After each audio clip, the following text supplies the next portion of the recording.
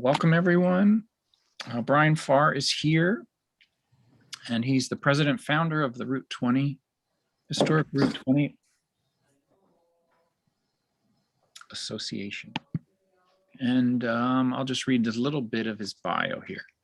He's a meteorologist by trade and graduated from the University of North Carolina, Asheville, and he's worked on TV and in the private sector, including the infamous Mount Washington Observatory. On one not traveling Route 20, Bryan enjoys the weather, hurricanes, good wine and wineries, home improvement projects, visiting the national parks in the US, and escaping to Vermont for a little R&R. So everyone, you're muted, but if you have any questions, type it in the chat, and otherwise, take it away. Okay, here we are. Welcome, everybody, and thanks for having me. Hopefully everybody hears me well, and let's get going. So we're going to be talking about Historic Route 20 and what this is. It's a journey across America, longest highway in the country. So as we said, I'm Bryan Farr, president and founder of the organization. Founded this back in 2012, and we're based in Chester, Massachusetts, but I'm originally from Pennsylvania, New York State, so I don't have any type of Massachusetts accent whatsoever. Hello. Been out there. Hello.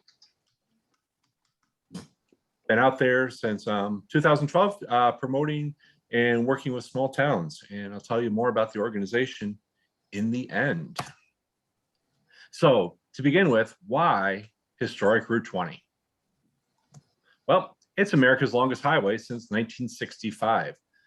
Before that, it was actually Route 6 that was piecemealed together across the country. But then in 1965, the state of California decided to cut it off, and Route 20 was pushed ahead, and it is 3,365 miles long from Boston, Massachusetts, all the way over to Newport, Oregon, and it travels through 12 states.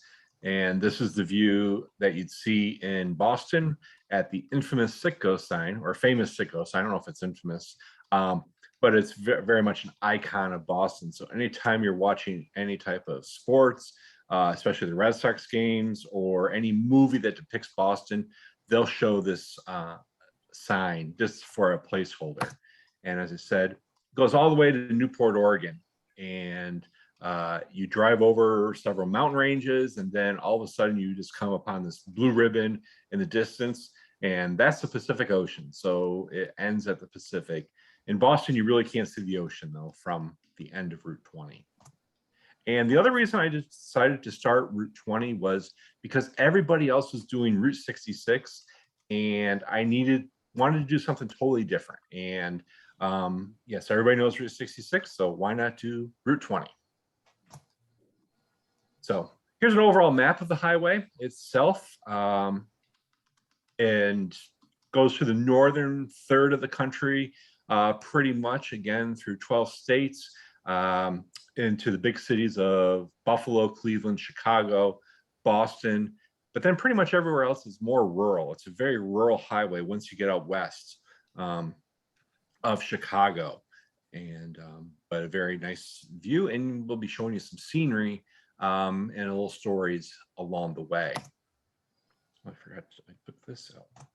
So with the beginnings of the highway, how did it begin? And actually this goes all the way back to written records of 1630. Yeah, we're going all the way back then to when Boston was actually settled. And so Boston, one of the earliest towns in the country. So the settlers, though, quickly migrated from the coast. They realized living right on the ocean was harsh, with a lot of wind and rain, and so moving inland was a good thing. And they noticed that right at the coast there, pretty much there was a path that led inland, and that path pretty much went all the way from Boston to the Connecticut River. And what's interesting, that had been there already established, very well established. And well, so if you took a map, this is a map that was produced in 1685 of New England. It's one of the earliest maps of New England itself and of America. And on the left, you can see parts of Boston, and on the right, and the left, then you'll see the Hudson River. The right is Boston, sorry. And but right, leading out of Boston, there are a few paths on this map, and the northern one actually follows follows what would be Route 20. So if you were to place a modern map of 20 to fit it to this, you could see Route 20 pretty much following this old Native American path. So I think that's pretty cool there. Now, those old trails, they were used for, obviously there wasn't a lot of commerce back then, but people were moving back and forth, settling new towns. And by the 1700s, these trails then became postal roads. And this map shows the New England postal routes between New York City and Boston. And in the Boston area, it's very common to know that there were 3 postal roads themselves. And one of them is still known as the Postal Road, the Boston Post Road, that is Route 20 today. That road, though, that would be the northern alignment or the northern route, and that would become 20. The middle one sort of became different roads in through Connecticut. And then the southern alignment or the southern route for the Postal Road would become Route 1 more or less, as we know today. Now, the Postal Road, you can see they kind of end over at the Connecticut River. There wasn't anything in the a little bit west because it was mountainous. People really didn't live in the mountains early on in early settlements. It wasn't until the 1750s and 60s or so. So the Boston Post Road, as I mentioned, very famous road. The first mail from New York's. Brian, excuse me for interrupting you. There's a lot of chat in the remarks section. We're having trouble with your audio. Okay. I'm not sure what it is, if it's a speaker rubbing against material on your shirt or what it is, but it's become very choppy, and I'm sorry to interrupt, but no, that's fine. He told me that earlier, and we don't know what it is because let's see, because I'm just using the mic that's on the freestanding mic, so it's not even on me. Let's see, I'll try. Try here. I'm not sure what to do with that. Let's see. So the first, I'm just going to keep talking. The first mail from New York City was delivered in 1673, and that from Boston, New York City. And today, to go between Boston and New York would be about 3 hours or so, maybe 3.5 hours. But back then, in 1673, that would take you, now let's see, am I stuck here? 2 weeks to get across. It took 2 weeks back then to get from the mail across between Boston and New York City. There was a lot of issues, though, with the Post Road. It was Benjamin Franklin, when he became the postmaster of the United States, among the other things that he did, he instituted the measured milestones in 1753. So he actually rode with a horse and measured every single mile, put a whole bunch of measured, I'm gonna try this here. Measured milestones that went every single mile, and some of these stones actually still exist today that you can see. And this is one out in Northborough, right along Route 20, 33 miles to Boston. There's quite a few of these still left today out there, but this is still a neat little relic that's out there. And similar markers exist in New York State. Now, the road itself is pretty popular. When we say historic Route 20, we definitely mean, yes, the highway itself is a historic in nature as far as parts of the road that might have been moved, but history happened along this highway. And in the early days, George Washington took the route leaving out of New York City and went into Boston. And therefore, he took command of the Continental Army outside of Cambridge because Boston was being occupied by the British. And of course, at this time, we're all still British. We're just beginning the revolution. We haven't actually declared independence yet. So he took this road and rode his white horse all the way across to Boston. But more importantly, though, was Henry Knox. Henry Knox was a portly fellow, and he was a bookseller in Boston. He didn't have any military training, but he read a lot of books on military actions. And what he did was he knew that there was artillery in Fort Ticonderoga, New York, and therefore he went. He convinced Washington if he could get to Fort Ticonderoga, get the cannons out of Fort Ticonderoga, that might help force the British out of Boston. And then he was gone for several months. People didn't see him, and they didn't know really what happened to him. It was in the winter months, and then all of a sudden, people started seeing him along the road, which would be Route 20, where it meets up in Westfield. The parts of the road, they were a little bit different in different locations.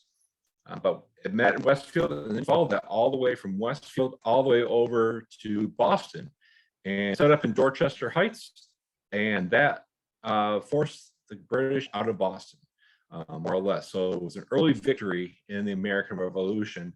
But if you look at the map, again, there's markers now to Henry Knox all along this trail and along parts of old Route 20.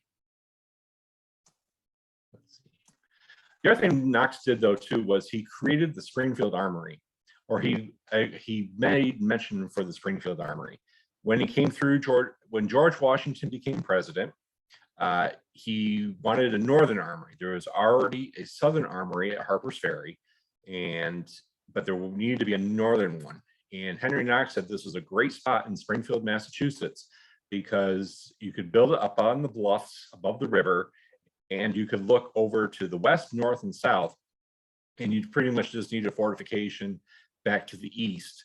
And this armory, established in 1780, 83, 84, I believe, was the biggest manufacturer of weapons in our military up until 1968, when it was decided that private manufacturers could make weapons much better, or at least of the same quality.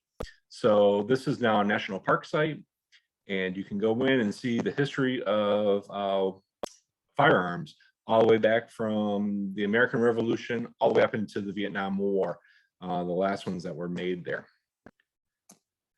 Now, one of the interesting things we talk about with Route 20 is that it's a westward expansion route. It follows the road, it follows westward, people moving west after the American Revolution. We give land to people further and further west as reparations for the loss of their land in the American Revolution. So when we talk about westward expansion, one of the biggest stories, of course, is Lewis and Clark and the Lewis and Clark expedition of 1803, 1804. I believe that's what it is. However, they didn't follow Route 20 at all. But what they did do is they intersected at Sioux City, Iowa. Now, the reason I do mention Lewis and Clark is because one of their party members, his name was Sergeant Charles Floyd, he died along the expedition. And it wasn't because of anything malice, or he wasn't shot or anything. What historians and scientists believe now was he had appendicitis and died of that. And so the team buried him along the banks of the Missouri River, which is right along Route 20.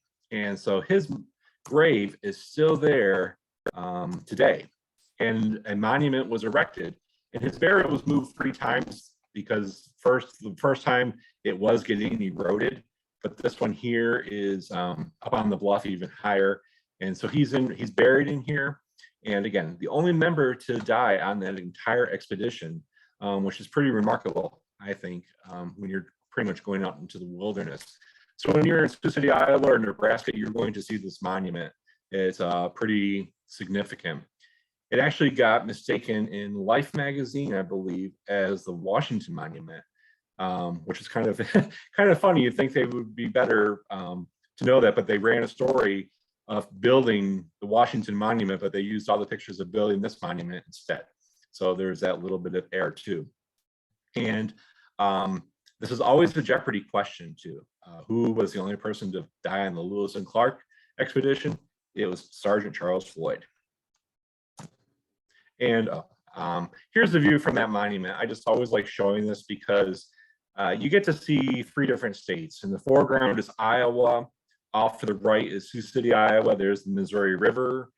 In the foreground left is Nebraska. And way in the distance to the left is South Dakota. So you just get a really nice view of 3 states in this area. So as I mentioned, Erie Canal was opened up the West, more or less. Pretty much Albany was kind of it as far as you went. Yes, there were some forts out along the frontier of New York State, but it was the Erie Canal that opened up New York City to Buffalo and then to the Great Lakes. So you could get all the way from the Atlantic into Chicago, or even further, again, up into Lake Superior later on. But the Erie Canal really helped out with that. Now that's a little bit further north of Route 20, but again, it sort of follows a general alignment of east to west, but it did help. Then after the canal, a few years later, well, you had the railroads come in. So there's a very big competition between the canals and the railroads, but of course the railroads decided, or the railroads proved to be faster, more economical, they could run all year round. But again, as I pointed out with the postal roads, if you look at the railroad itself, Route 20 would actually follow most of this alignment across from Buffalo through Erie, Cleveland, Toledo, and then over to Chicago. So the railroads overall came first, and then the roads would follow and connect the dots later on. When I talk about the railroads, I love railroad towns. The railroad towns are pretty interesting.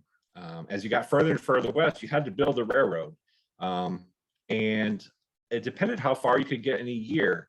So when you get to places like Nebraska, your towns follow the completion of the railroad.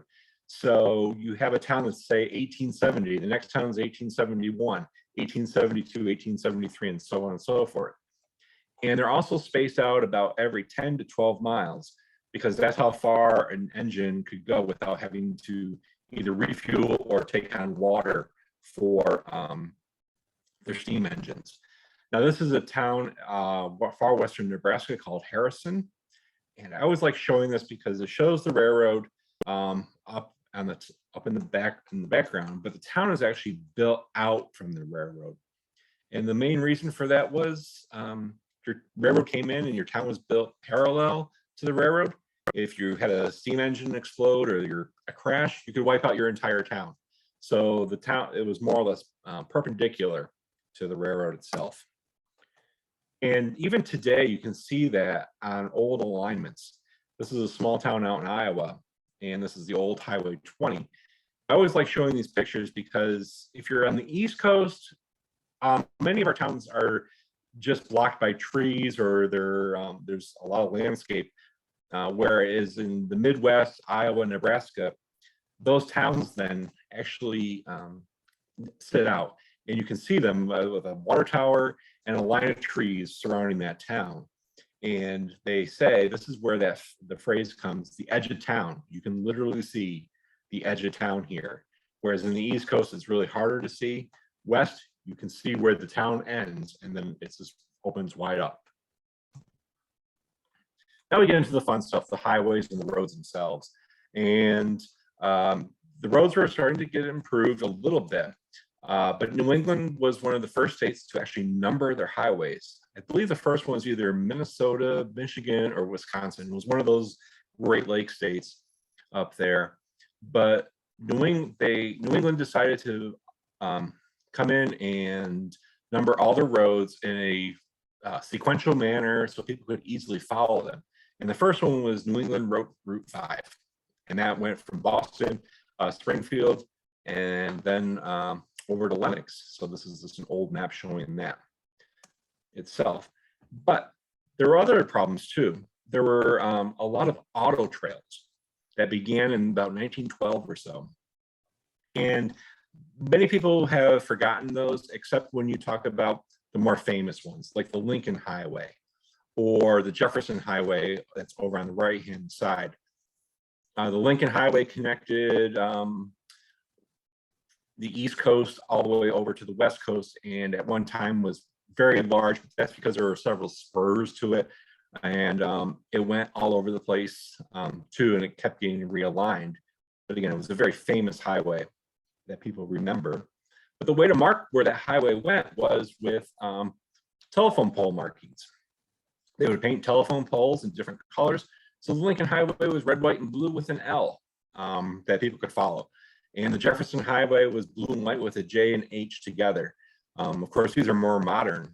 But if you can imagine them, you'd put your auto trail on the best road that you had possible. Now, there wasn't a rhyme or reason behind who could have an auto trail.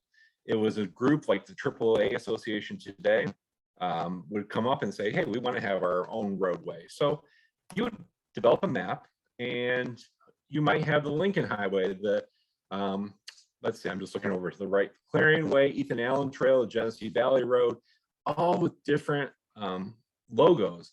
And then it became kind of confusing. If you can see the telephone pole, you have the C route, the dot route, the slash route, the R route, the M route, the X route, and the diamond route, and the other banner route. So imagine driving your car down the road, wondering where you're going, and you're actually looking at a telephone pole, trying to decipher where to go. And yes, it can get kind of confusing. So that was one reason why we needed some good roads. Also, this is what the roadways looked like across the country in most areas when you came to wintertime. This is in Wayland, Massachusetts, where it is Route 20 today, but it kind of muddy and really not improved. Some places were paving the roads, but many of them were just still gravel or dirt for that matter. So in 1921, Congress passed the Federal Highway Act of 1921 to allocate funds to go to the states to improve their highways. And it took several years, but by 1925, I just use federal government as a blanket for different organizations. So I don't confuse everybody with all these different acronyms or names. But then the federal government came to the states saying, we want you to pick your best roads to become federal highways. And they gave each region, like New England, the Mid-Atlantic, Southeast, Midwest, this plan to come up with their best roads. So New England met, and they decided to make up their best roads. They didn't know what they were going to do with them yet, but they came up with the Boston to Springfield route, the Newburyport to Providence road, the road through Vermont, how to connect all these. And that was there in the spring and early summer of 1925. Then they would convene in Washington, D.C. in August of 1925, where they were to connect all the dots and put the map together. And as anything goes in government, you know that things happen really, really fast in government. Well, here they thought they were going to have 3 days to put all the maps together, but they decided that was going to be very difficult to do. And so they formed a subcommittee to make the maps. However, the one thing they came up with was the shield design. How are you going to mark these roads as a uniform marker, as a uniform design?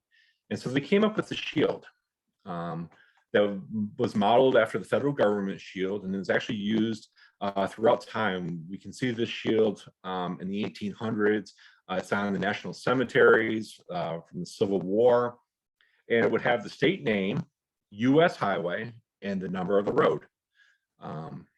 They would all be 3.5 feet above the ground, so people could easily see them, and they would replace all those markers that you saw along the roadway. Now, my thing is, I usually ask people, what does the R stand for?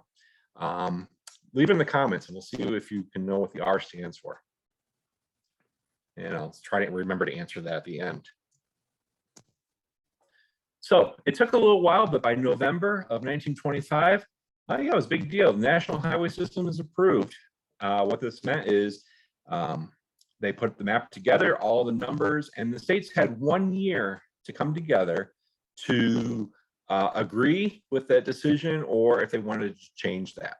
And places like Massachusetts had no problem with that. New York wasn't very keen on the idea of federal highways. Pennsylvania loved the idea, though, that they were going to get federal money for roadways.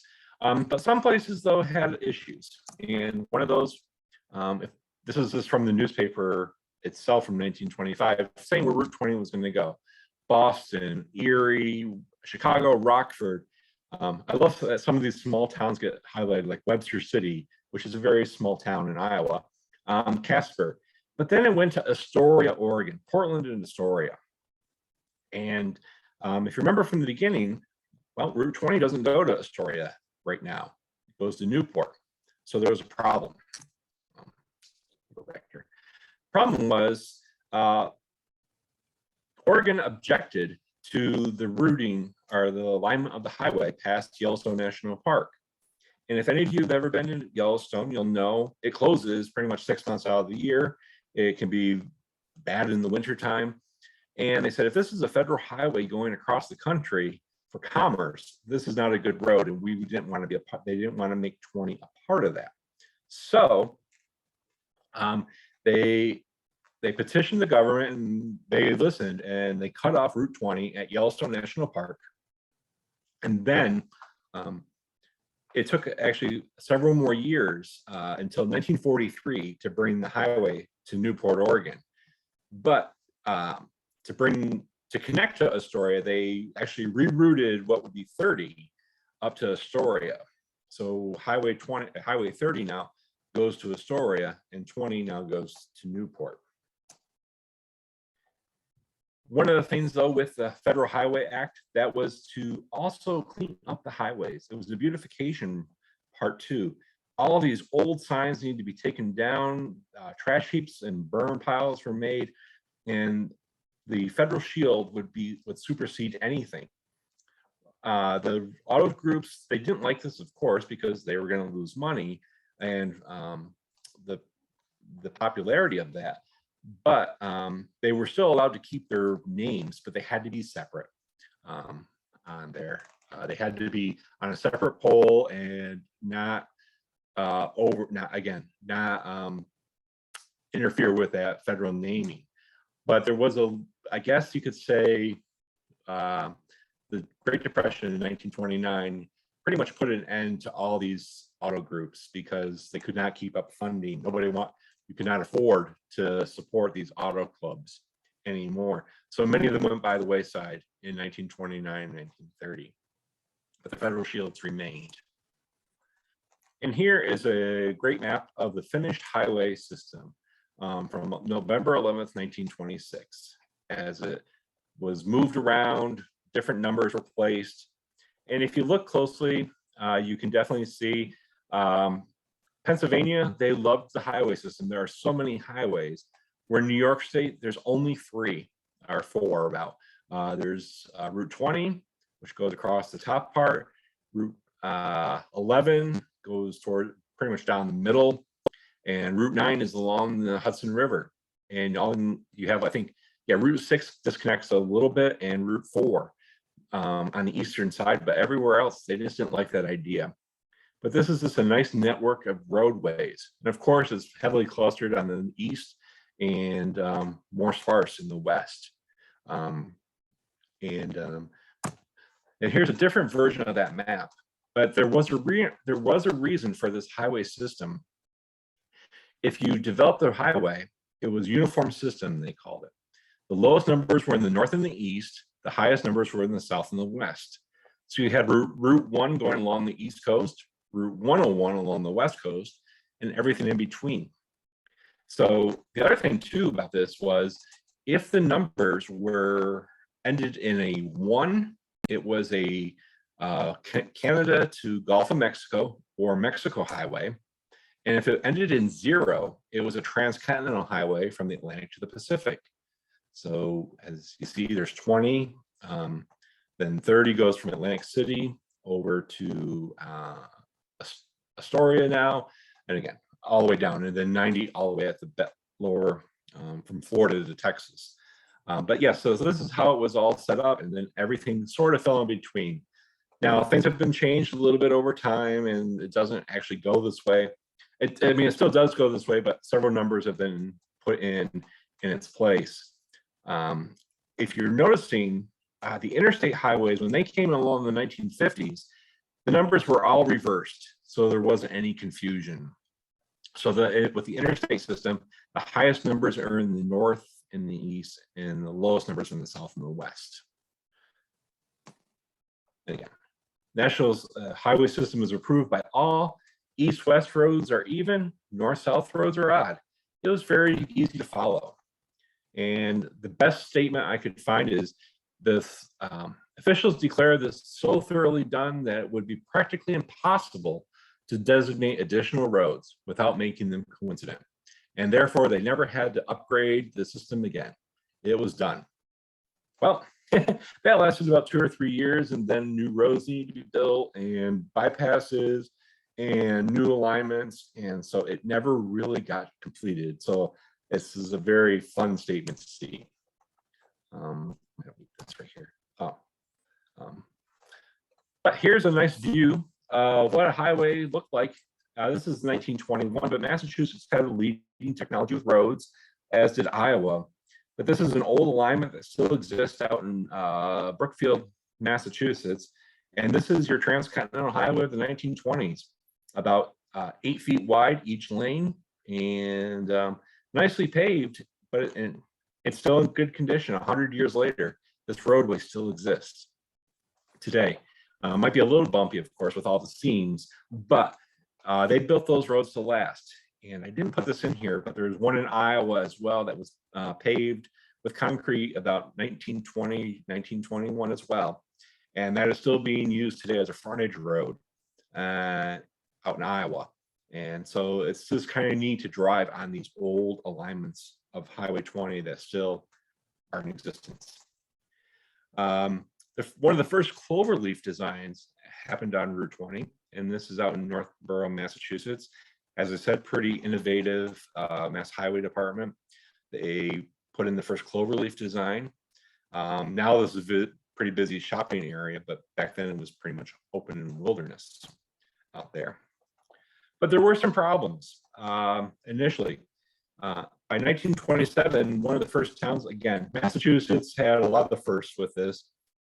Their towns were bypassed, or since these were federal highways, many of your trucks and transportation roads were now coming through your downtowns and really having heavy congestion.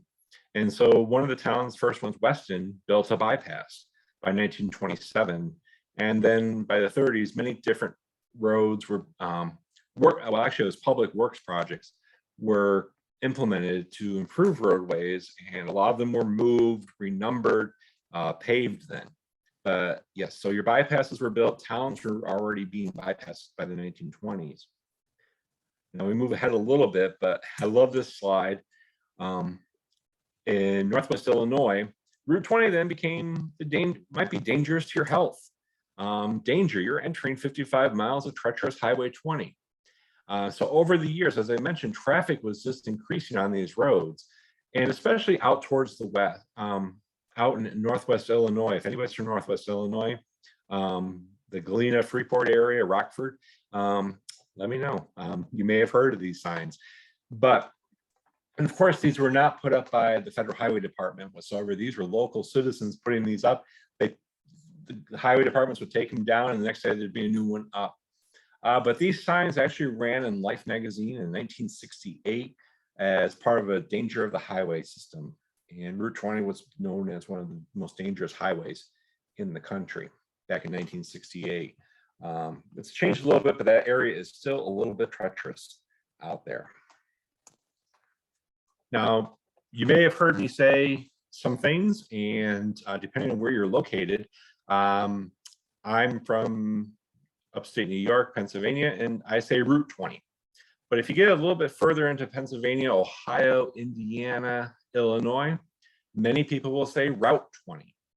And then you cross the Mississippi River, and those names are gone, and it's Highway 20.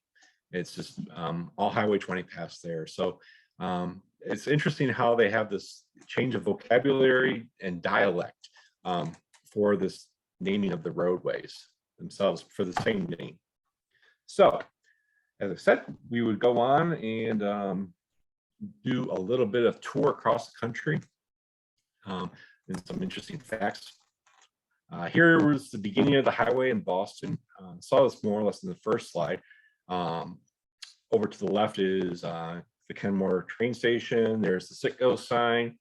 And there is a sign right below there that says to Newport, Oregon, 3,365 miles. The original highway actually started at the State House in Boston, but was moved in 1940. It was moved a little bit further westbound. This is what it looked like a few days ago near where I live, out in Western Massachusetts in the Berkshires.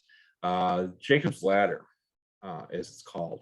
It was actually called Jacob's Ladder, not for the biblical term, but because in the early days, they actually, for the road itself, they put logs across the roadway, and the carriages had to go across these logs, and it's quite bumpy, like a ladder run. That's why they called it that. But the reason I have this slide in here, one for the fall beauty, but also this is the highest elevation on Highway 20, Route 20, east of the Mississippi and east of Nebraska. So you climb up out of the Berkshire into the Berkshire Mountains, go from about 400 feet all the way to 1,775 feet when you're here at this elevation. You don't get that high again until you get to Randolph, Nebraska. If you notice, it's pretty flat out there. It just is a gradual incline to 1,700 feet out there in Nebraska. So you have a long way to go. Yes, it's still hilly. If you've taken it through New York State, you know there's a lot of glacial valleys you go through, and they can be kind of treacherous out there. Excuse me. One of the fun stories I always read was in the early days of the highway, the trucks actually had to go in reverse up the hills because they did not have fuel pumps in the early days of trucks. And the hills were so steep that if you're low on gas, the gas would go to one end of the tank and not go into the engine, and then the truck or car would stall out. So they had to go backwards until they got fuel pumps. And while they actually moved the highway to make the grade not as steep, and that kind of alleviated it some. So in parts of New York, you'll actually see the road kind of veer around this valley a longer way, but that was to avoid just going straight up and down those hills. Some of them 12, 13% grades, pretty steep. One of my favorite places, I love this Esperance in Duanesburg, New York. And I went there, and it just tells, there's a lot of stories. And my first trips when I went out to talk to people was this town of Esperance. I just liked it a little bit. And I said, let's go here and talk. And I scheduled only 2 hours. And I arrived at their historical society. They laid out pictures and articles, and needless to say, I was there for 5.5 hours. That's how long. And they told me these stories. One was about the Esperance witch, and now she has a plaque to her right on the highway. And unfortunately, you probably read, there was this woman who lived in the town in the 1800s, and the townspeople swore that she ran milk out of dish rags. The cows produced sour milk every time she walked by, and she would put a spell on the kids.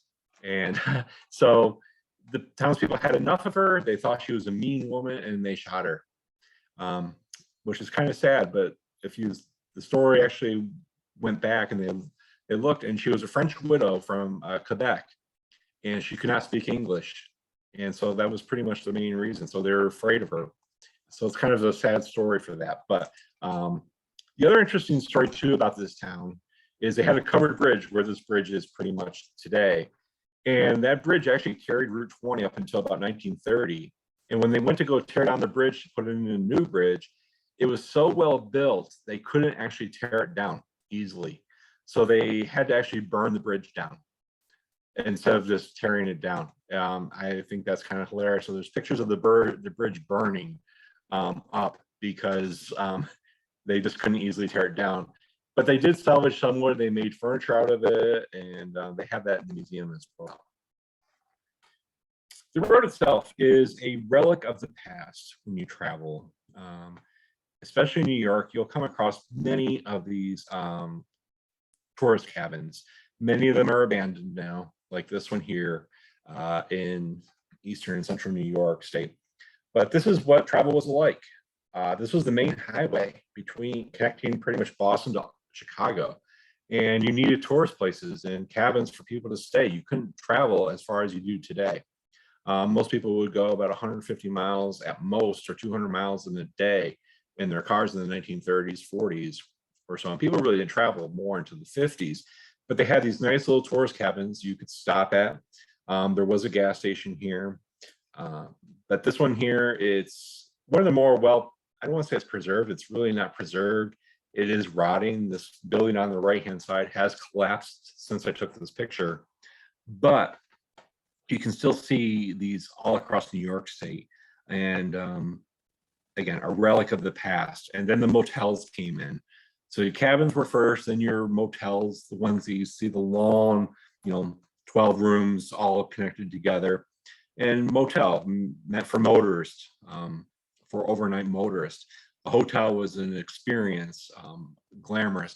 Motels, just pull in with your car for your motorist overnight and you leave. You don't need any amenities, really.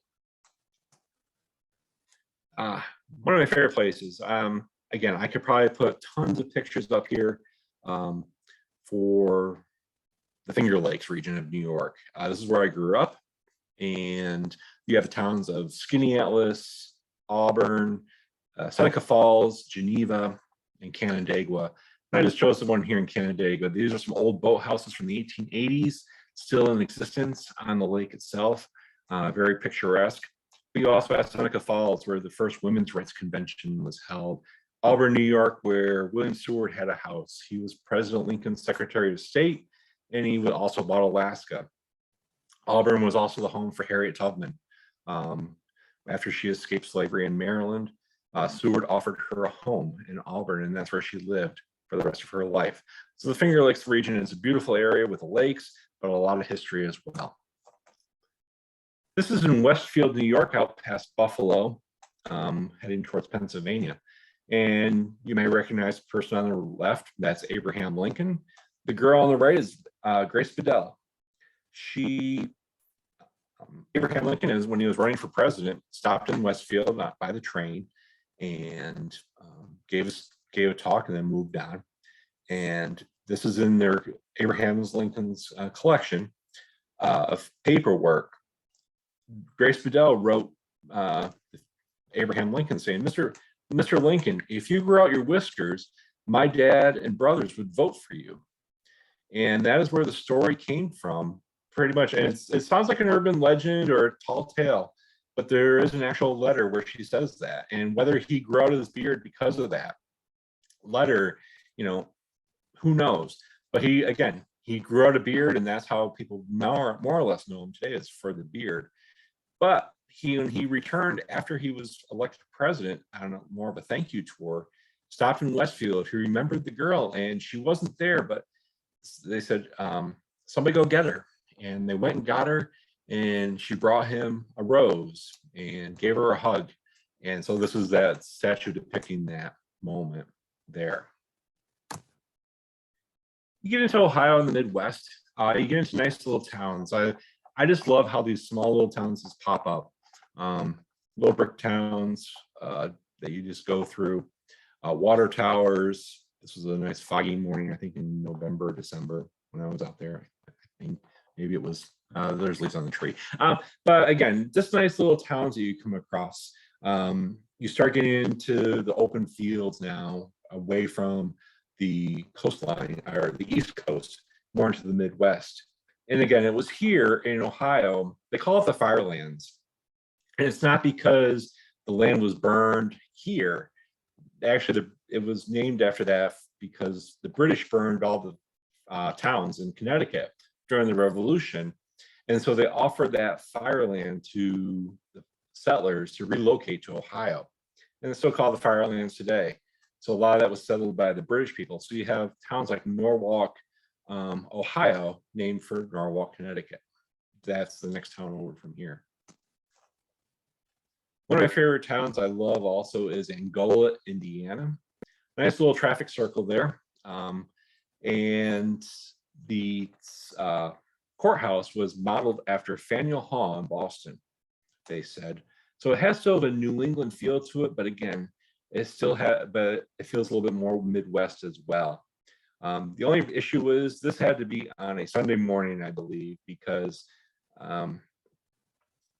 this is a pretty busy intersection. There's two interstates that are nearby, but if the trucks took the interstate, they would have 11 extra miles to go. So they can take Route 20 and go around this traffic circle and cut off 11 miles, and many of them do that. So it's a pretty busy, dangerous intersection there. But since this is a federal highway, they can't limit trucks going through the downtown area as much as they want to. One thing when you go travel across country is taking lots of pictures, and lighting, of course, is optimal. This happened to be on a early morning. Sun was rising and just looked beautiful with the corn and the I can't think of the silos in the background. I tried to find this again in July and I went past it because it was a bright sunny day and hazy, and it didn't even look the same. So sometimes it's just timing when you go across the country as to what you see and what things might look like. One of the newest national parks in the country is Indiana Dunes National Park, just outside Chicago, and very hard to see, but in the faint distance, you can see the city of Chicago. And I should always point out or put it in this picture, but it's so far in the distance, it's about 30 miles away. It looks like it's submerged because of the curvature of the earth. So part of the city is actually below that horizon line. So it looks like it's floating on the water there. Another favorite town of these, I have a lot of favorite towns. Galena, Illinois. It is a classic 1850s riverboat town. There were a lot of barges that came up through here off the Mississippi River that would dock. Good commerce down through the downtown area. At the DeSoto Hotel, Lincoln gave one of his speeches on that balcony there. Lincoln has been everywhere along Highway 20, at least to Illinois. They don't think he ever got into Iowa, though. But again, this is a beautiful town. And the next slide I'm going to show corresponds with this one as well. There's a really well-known movie out there that took place in nearby. But there's a scene in this movie, I'm going to show you in a minute, that takes place right here in this downtown area.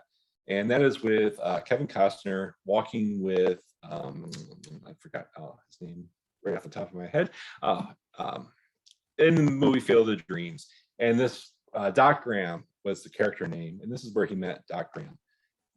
But the Field of Dreams, where the baseball game was held this past summer, is also along Highway 20 in Dyersville, Iowa. And so again, it's also a baseball road as well. So you have the Field of Dreams. There is Little Cubs Field in Freeport, Illinois. The Rockford Peaches were from Rockford, Illinois. That stadium is just off of 20, and that was in the movie A League of Their Own. You also have two major league. You have the Boston Red Sox, which are right along 20. You can see Fenway Park from Route 20. And there was also the Boston Braves, the old National League team that then moved to Milwaukee and is now in Atlanta. But that stadium is still partially there today. You also have the Cleveland Indians, which actually are now the new team. I forgot the name of it, but that's right off of 20 as well. So a lot of baseball fields. And for you football fans, there's Bill Stadium, pretty much from Buffalo, goes along 20. And the Browns are a few blocks off of 20. So again, lots of sporting events right along Highway 20 there. Get to Iowa. I love Iowa. And the scenery is beautiful. And you can just stand in the middle of the road. There's not a lot of traffic on the old highway and just get a good view of the open sky. If you're on the East Coast, you really don't get this view that much. But here you can just see for miles and miles and miles. And it can just be breathtaking. My favorite view is of Fort Dodge, Iowa. This was just, to me, saying this is what the highway is like. Open fields, big grain elevator in the distance, and over to the right is actually a flooded field and not a pond.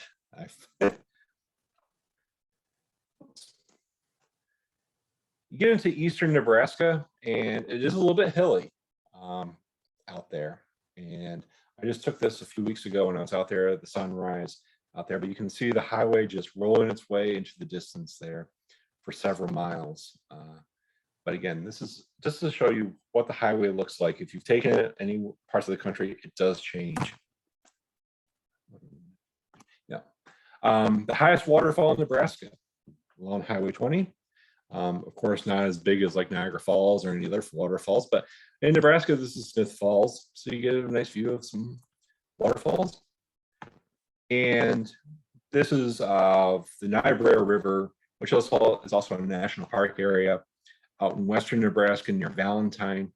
And again, just wide open views, more or less prairie grasses and grasslands. Now, just a few trees along the riverbanks.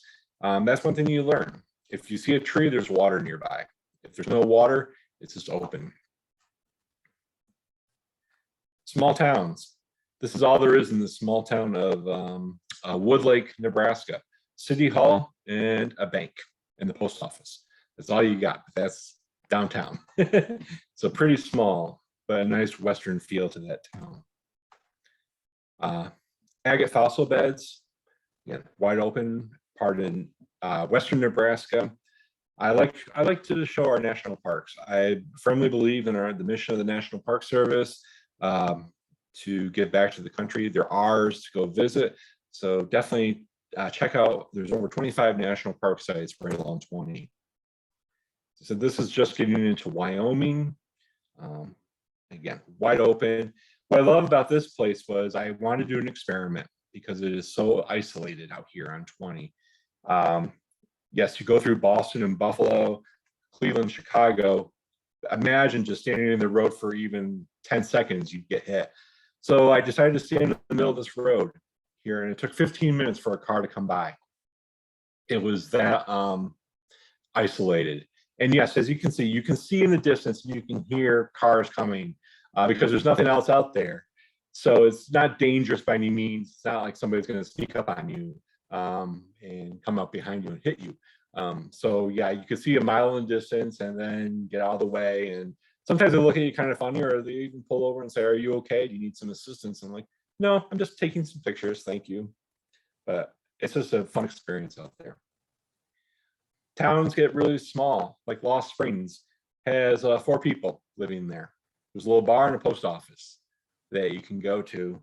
And in the America's Bicentennial in 1976, this was the least populated incorporated town in the country. But that there's another town now that has less population.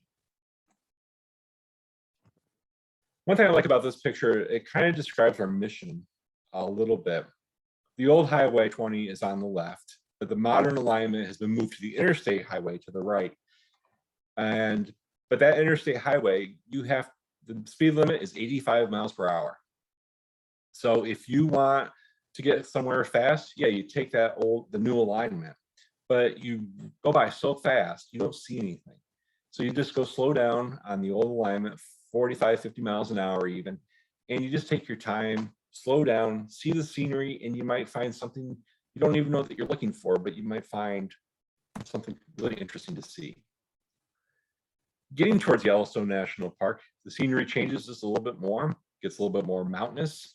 But what I always loved about this picture and why I show it is the first time I saw it was, yes, I'm in Wyoming and I've never been that far away from home on a road trip. And you're still following the sign that says 20. So even though you're 2,000 miles away from home, you still feel like your friend is right there, which is Route 20. Somehow I skipped Yellowstone National Park. I don't know why. It does go through Yellowstone National Park, but one of the things too about Yellowstone is so popular, and many people are familiar with that, like the Old Faithful, the waterfalls. There's just so many different aspects to that park. But another national park site is Craters of the Moon. It is a large exposed lava field that just flowed out from the earth many years ago. And it's like walking on cinder cones, and there's cinder volcanoes you can climb out here. It's just a nice, neat area, very isolated, very desolate, and it can get pretty hot. Yes, it gets very isolated when you get to Oregon. As you, next gas, 99 miles away. Many people think Oregon and Washington State. They think large green pine trees and it's cloudy and rainy most of the time. But there are the Cascades that block most of the moisture. So the eastern 2/3 of Oregon, Washington are high mountain desert. It's just grasses and lots of sagebrush. And I had a friend who lived out here and they said, oh, you took this picture probably in early June. I said, how did you know that?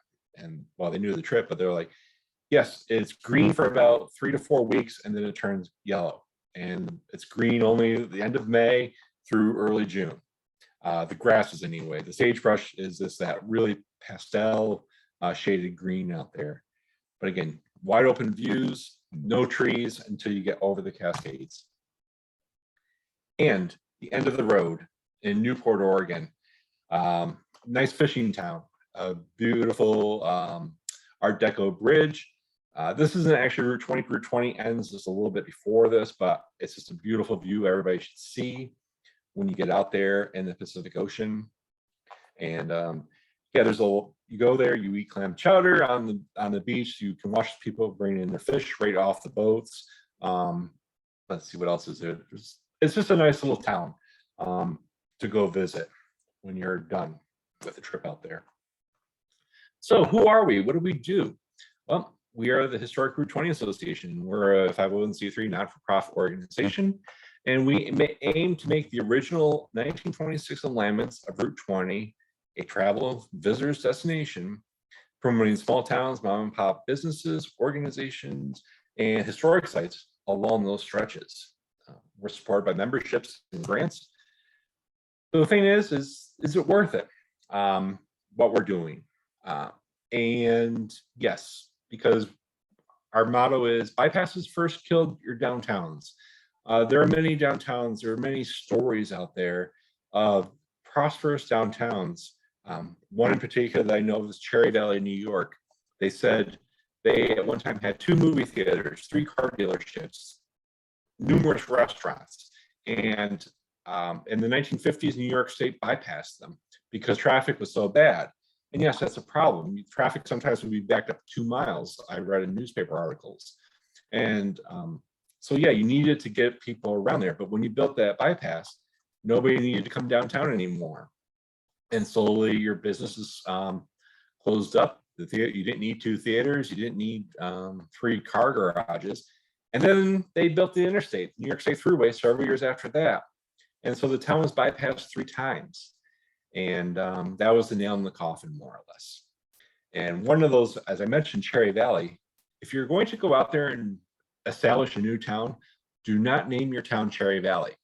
There are 3 Cherry Valleys on Route 20, and all 3 of them have been bypassed. I just think that's kind of an interesting coincidence there. The interstates were the nails in the coffin, as I said. And economic losses, yes, your tourism suffers, you have millions of dollars lost. And it's places like McDonald's or Walmart's that can advertise on the interstates. It's not the mom and pop shops that really can put up a billboard to draw people in to say, come see our small little museum or our historic downtown. It's more or less if you want a Big Mac or something like that, which, you'd rather go to your small place to go get a good meal, a home cooked meal, more or less, that's available out there. And there's lots of good food out there. This is the point where I stand up and like, yep, see, I eat a lot on the highway, lots of good food, and every place has something a little bit different. So, I live here in New England, and yeah, you have your fishes and your chowders, but New York State, obviously wings, but there's a few other sandwiches you can get. Lake Erie perch along the Great Lakes, especially in Ohio.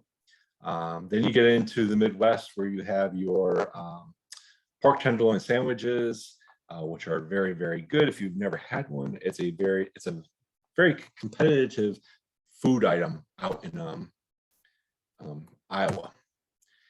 And let's see here. So we've been putting up historic Route 20 signs across the country. Our first one was in Ohio in 2014, and that was number 1. We're up over 300 now across the country that you can follow along the original alignments. And some of those are right along Route 20 today, but some of them are off of there. And here you can see our towns are really liking these. This was out in Iowa this past summer, where in Iowa we did get a historic highway designation from the Department of Transportation and Travel and Tourism of Iowa. So you can now follow that on the original alignment in Iowa, where it has actually been bypassed through all the downtowns on a 4-lane. So the old highway is still there. So you can follow these brown and white signs across the state. And we hope to do this across the country and get people interested to come in to see that there's an alternative to Route 66, you could say. So if you're out there and you see these signs, then you know you heard it here. For me, and it's a great way to get out there, see the country, and just kind of lose yourself a little bit. You never know what you're going to find. People ask me, what kind of experience will I have, or what will I do? And I really can't tell you what experience you will have. For example, some people, they said they found God, if that's what you believe in. Other people, they just found a meaning to their life in a way. Or they met somebody that they never thought they'd meet, and they struck up a great friendship. And one person I met, she was like, I had no idea. I just stopped in this one little cafe, and I was there for 3 hours just talking to people. And that was like the best experience of their trip. So again, you never know what you're going to find or what you want, but you'll find it when you're out there. So I thank you very much. I'm doing my mic so I can hear people talk if need be. But again, thank you. If there's questions, you can put them in the chat, or let's see, or however we're going to do this. I'm not certain here. So yeah, here we go. Thank you very much, Brian. And I don't know, you can see the comments. I can see them, yes. Wow, lots of them. So I can go through and answer them. So that's yeah, I'm no not sure any. What about that first thing you asked us was about the R? Oh, yes, the R. Yes, thank you for reminding me. The R. I don't know if anybody got it, but yeah, they said rural route, or the highway turns right. That's correct. The highway turns right. In the early days, they didn't think of arrows or north or south. They just said R was a right-hand turn at the next intersection. L was a left-hand turn. And they realized people got confused, and they decided to come up with arrows instead. Someone asked about the which sign. Yes. Is it red? Yes. In New York State, they have them now in different colors. So if they're historical and actual historical events, they're blue and yellow. If it is a folk tale or mythological tale like Ichabod Crane or the Headless Horseman or something like that, then they are in red. Wow. Yep, so they color coded them now. Yes. And then someone put a link.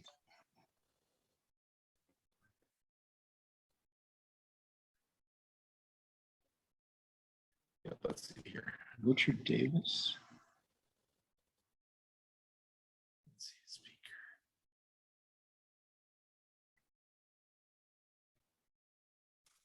Okay, there we go. Yeah.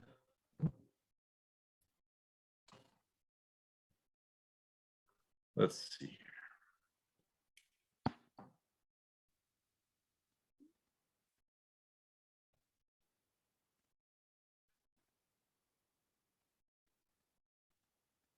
Yep. Let's see. I'm just going through here. I mean, I can answer some of the. Let's see. Somebody asked about. I'll type these out too, but I can answer them as I go down. Route 20 in Western New York shifted northward. And there's 20A. Yes, 20A was the original alignment. More or less, it was because the road went down through some steep valleys in Western New York. And if you moved it further north, you went on a more level plane, more level land, more toward the north, and that was a great change that New York State did back in 1930, back in the 1930s. So the old alignment is 20A, the new alignment is now obviously 20. So, but that's why it was moved, more or less. Let's see. Yep, Route 1. Yep, there it is. Yep, so we just mentioned those are the official colors for that. It's actually a group. I forgot the name of them. They sponsor that. They have a nonprofit and they get a lot of funding to put up all those signs. It's kind of neat to see those. Okay. Let's see here.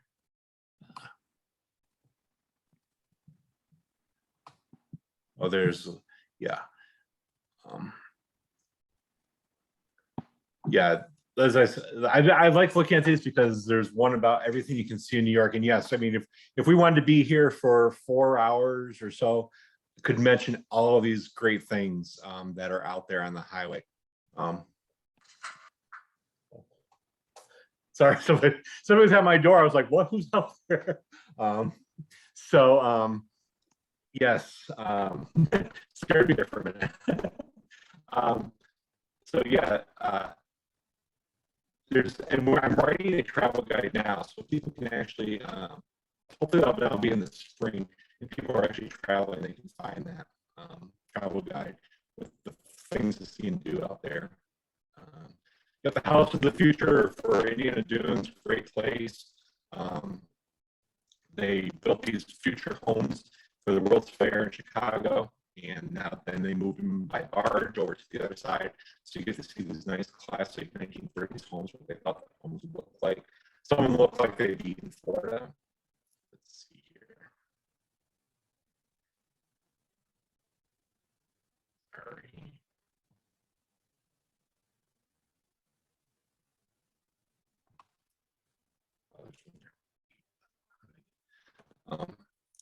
Yeah, for the bicycling, when you're traveling by bicycle, it's there are certain sections that are pretty treacherous. This past spring, I actually took a gentleman wanted to ride an electric scooter across the country to prove they could do micromobility, but do it on a large scale of doing the road, doing a cross-country trip on the highway. And there's parts that are pretty treacherous, so we're trying to figure out the best ways to get around some of those treacherous areas. The worst parts were in Illinois, but then places like Idaho and Iowa were pretty wide open. There's some parts of Massachusetts that are bad.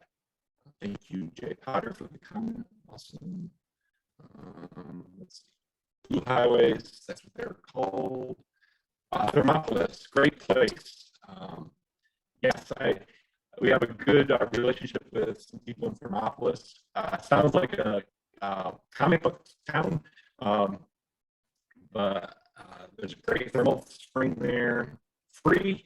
You can go in. The only thing with that thermal bath is you'll smell like sulfur for 3 days after swimming in there, but it's still kind of neat. There's a hotel too that nearby you can spend the time in their sulfur pool. There's also a dinosaur museum there, and the views are just spectacular. And you can actually ride through a buffalo farm. So you can ride up near the buffalo, not or bison, but not too close. Let's see.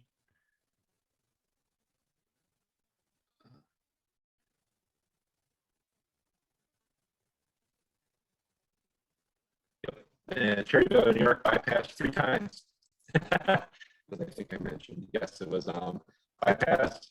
The original road goes through the downtown, then there's the outside of town by a mile, the New York State Thruway is next. Contact, I can put that in there here in a second. Does Route 20 go across the country? Route 20 is intact all the way across the country. So unlike Route 66, where you have to actually get off and get back on in several parts, Route 20, you can take it in its entirety. And most of the original highway itself, as I say, original highway 1926 alignments, they are all connected. and you do not have to get on an interstate except for two sections in Idaho and in Wyoming. And the Wyoming section is about 10 miles between Douglas and Casper. The old highway just goes through a cow pasture and you can't drive on it anymore. And in Idaho, outside of Boise, they just built an interstate on top of the old highway. So that's the reason why. But it's basically, you can still take it all in its entirety. Thank you.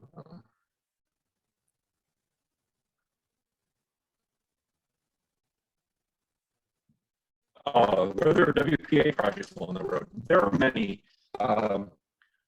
anywhere from art projects to bridge building. A lot of it was actually just paving the road itself.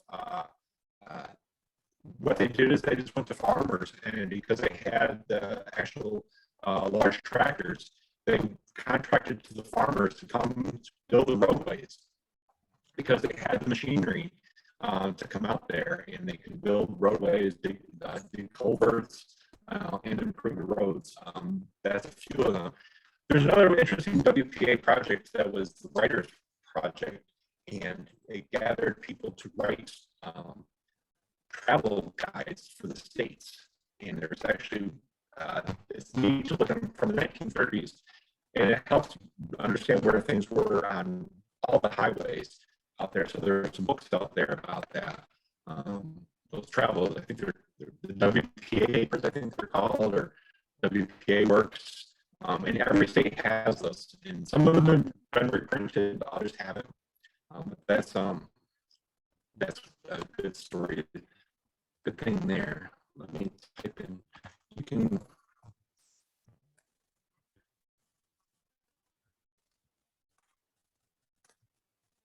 That's the email right there. If everybody can see email there. Our website is also historicroute20.org. Is also our.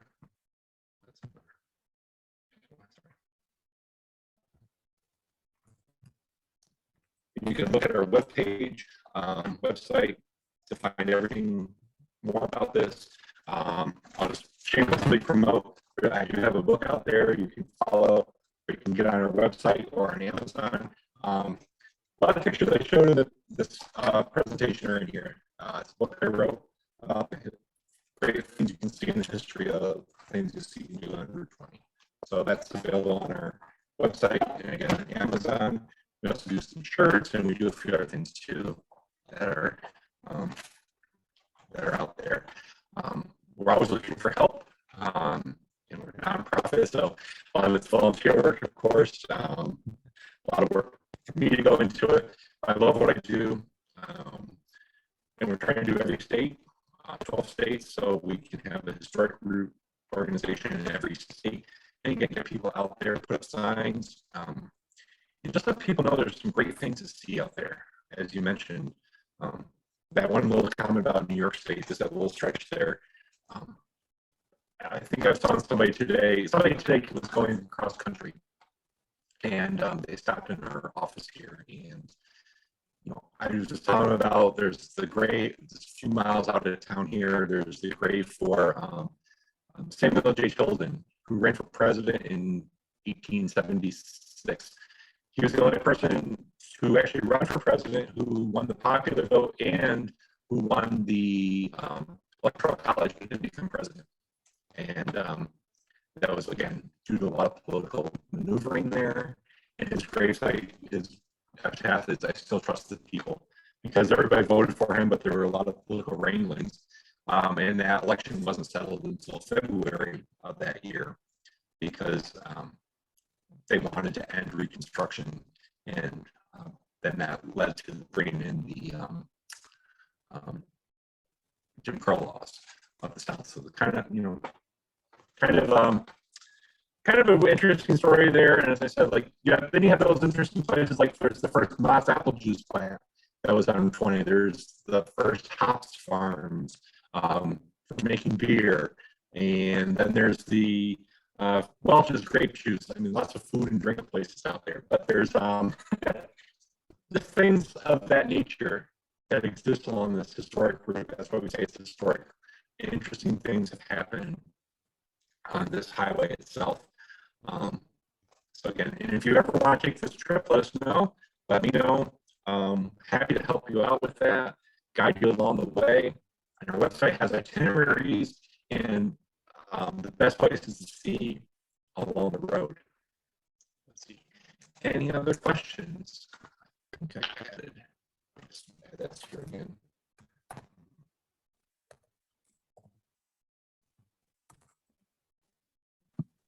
Well, I can send you this chat Okay. afterwards. I'll save it. And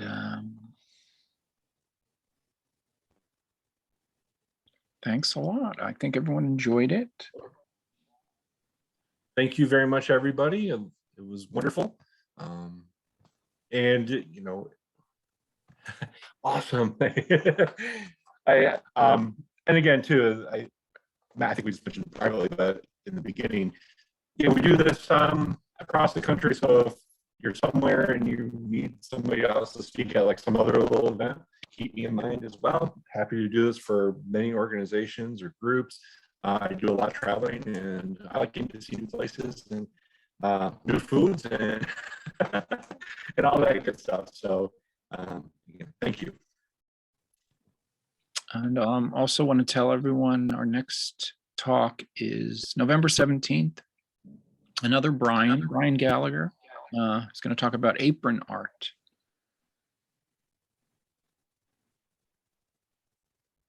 And well, I'll let you go then. Okay. Well, thanks so much for having me. Thanks for contacting us. Great. Thanks. All right. All right. Bye, everybody.